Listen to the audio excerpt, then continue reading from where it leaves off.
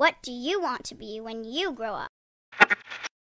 So, you want to be a rock star. How do you tour across the country when you've never done it before? How do you get all these show bookings with no one to help you? And how do you find places to stay when you don't know many people? How? Well, MJ Sear didn't need to know how, because like water around a rock, that girl found a way. And she made money her first time doing this. That's what I'm talking about.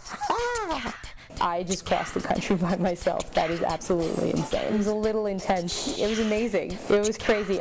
So I had a full-time job for a really long time, and mainly that was because I needed to feel safe. And I knew I wanted to do music, but I wanted to be safe before that. And it was a pretty scary thought to just leave it.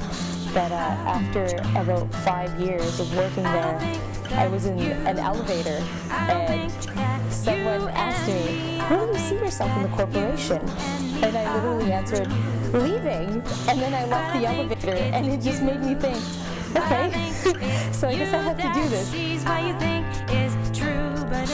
So I talked to my boss, and I was like, I need to try this out. And I was petrified. And I've been doing this for 3 years now, and I'm still petrified. But it's kind of like a roller coaster. You just gotta get on.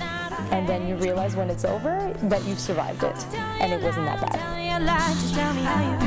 I think everyone has a purpose. Sometimes people's purposes are scary. Mine happens to be very scary. That was my thing. If I was driving more than 10 hours, I didn't have a show. If I was driving less than 10 hours, I had a show that night from place to place. It was a little intense.